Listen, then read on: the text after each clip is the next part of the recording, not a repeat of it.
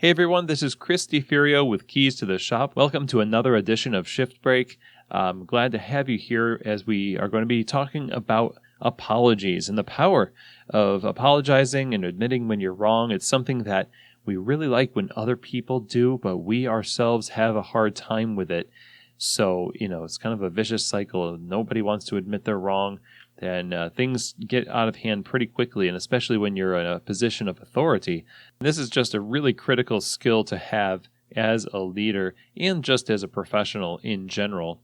One of the consequences of not apologizing or never admitting when you're wrong is that it really muddies the water when it comes to communication and your relationships in a similar way to when you don't clean your espresso machine or your coffee equipment. It really leaves a bitter aftertaste in people's mouths, and that's something you definitely don't want. And when it comes to cleaning your equipment, obviously that's so critical. And for such a critical job, I recommend our sponsor, Ernex.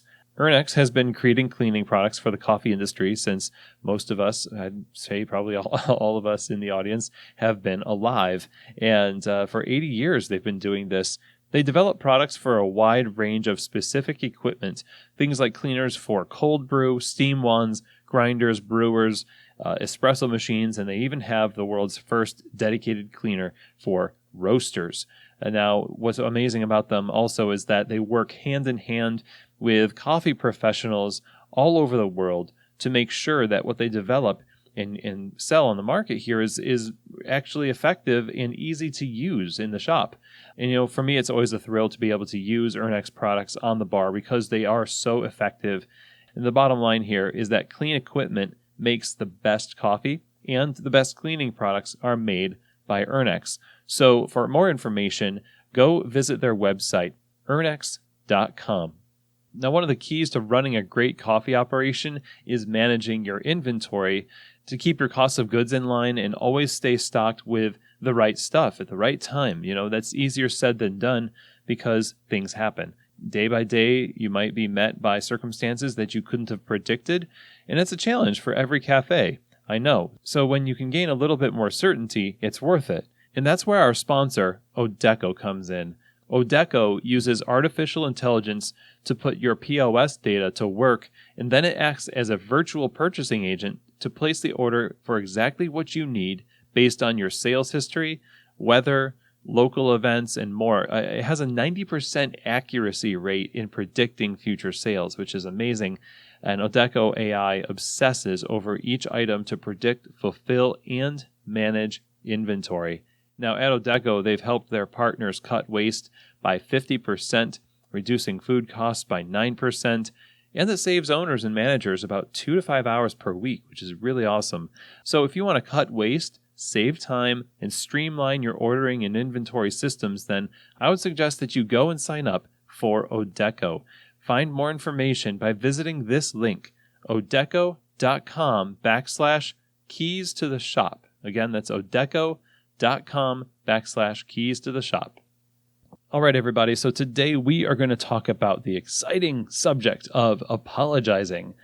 We're going to dive into this a little bit because it's so important that we learn how to approach each other in humility, admitting when we are wrong, and letting others forgive us and help build us up. Even if you're the owner and you're the authority in the shop, that's not something that is for other people and not for you. That's for you too. This is a problem in so many cafes. We see toxic cultures born from leaders who cannot admit when they are wrong. It's one of the main reasons why people end up leaving jobs is because they have these bosses who read too many books and they listen to too many podcasts and try to become this avatar of perfection to their staff. And it is just gross. Like, I see that, and when you see that, you just don't think highly of that individual. You think, well, who are they fooling? Like, we know you're a human being. You're not a robot. I don't want perfection from my boss because I don't want my boss to want perfection from me. And nobody is going to deliver that on a daily basis or even on a semi-daily basis. And again, you're going to have an occasion to apologize. And if we're all being honest, probably within the last 24 hours, there's an opportunity for you to go to somebody and be like, you know what? I shouldn't have said that, or I'm sorry that I told you I was going to do X, but I didn't do it. I will make it up to you, etc. There's always an opportunity to do it. But unfortunately, in the workplace of a coffee bar, this does not happen, and it causes a lot of strife. And so today I wanted to just chat about it and say first that we need to change our mindset when it comes to apologies, when it comes to admitting when we're wrong. It is a powerful thing. It is one of the ultimate forms of leadership, I think, to take the first step in mending a relationship. It shows more discipline and integrity on our part to do that, and it shows a greater concern for the big picture than just this momentary schism that is the reason for the need for this apology. So that's the first thing, is we need to stop thinking about admitting when we're wrong and apologizing as giving up power or letting somebody else win. We win in the long run when we do this. Everybody in the long run wins when we do this, but ultimately, even if the other person doesn't receive it, you win because you've taken the first step to be consistent with your convictions, and internal consistency is one of the things that leads to a pretty happy life. So that's the first step. Let's take apologies and think, this is something that needs to be a part of my life, because mistakes are going to be a part of my life. And it's not just giving away power when I do it. It's actually using my power in a positive way when I do this. Now, the second thing I'll say is that when you apologize, you can do it in such a way that it's a non-apology. You don't want to go halfway and then just botch it by basically excusing your behavior because you feel like you need to save face. Just admit it was wrong, okay, and then let it go. Just say you're sorry that you said I was going to do X and I didn't do X. Say, I'm sorry that I talked to you in this tone when we were on the bar together and I snapped at you about the milk, and I feel like I was really rude in that moment, and I'm sorry. You can ruin that by saying, I feel like I was really rude to you in that moment. I'm sorry, but you really pushed my buttons, buddy. The way you did that thing. I'm sorry I did that. It sucks that I did that. But just so you know, what you did was really awful too. So I guess we should both really get better, right? No, nobody's going to really take that apology seriously, of course, and you're not going to do it exactly the way that I just did it. But people can sense when you're really not apologizing and you're just going through the motions. This has to be something genuine. And if you haven't really reconciled this in your heart before you go to this person, then don't go until you absolutely get it right. Do it. Absolutely do it. Or else you're going to breed a lot of distrust. You're going to breed a lot of contention and toxicity in the cafe. But do it in a way that is just straightforward without being defensive and trying to throw them under the bus in the process. And the third thing about apologizing is that it needs to come with a commitment to change. They say that the best apology is changed behavior.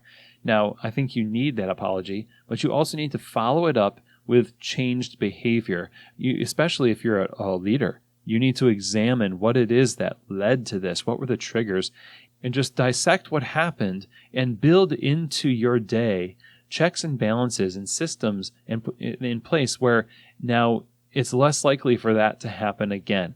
Okay? You don't want this to become a systemic problem in your cafe where everybody knows you as the angry boss, or the boss that never apologizes, or the boss that apologizes and never does anything about it. It's just going to happen again and again. That's the worst. If that's going to be the way it is, don't bother apologizing. I mean, it's better to do that than to apologize and just go keep doing what you're doing over and over again.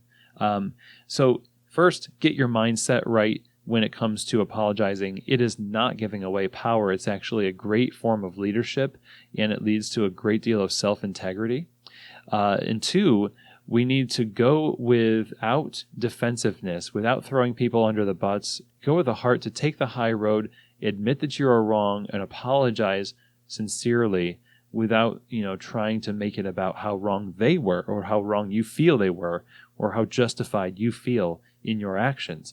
And number 3, you need to follow up the apology with changed behavior. And if that means you need to change a system or create accountability, great. Commit to that. Let people see that you're making the effort past the initial apology, and you'll see that people will start to respect you more. Like I said in the beginning, people don't want to be led by these picture-perfect people, because we know that that's just a false thing. It's not actually who you are, and it's harder to live underneath the weight of that, because it makes me feel, and it makes us feel, that we need to be perfect too. Let's be imperfect together. Let's hold each other accountable and go forward with the idea that, it's not that when you apologize, you're losing anything. But in fact, when you apologize and you make things right, you're doing something noble, and everyone wins in the process. So I hope that this episode was helpful for you today. Let's commit to get humble and create great relationships within our coffee bars. And I hope that this was an asset to you in your journey toward that end. So thank you very much for joining me, and I can't wait to see you here next week for another edition of Shift Break, from Keys to the Shop.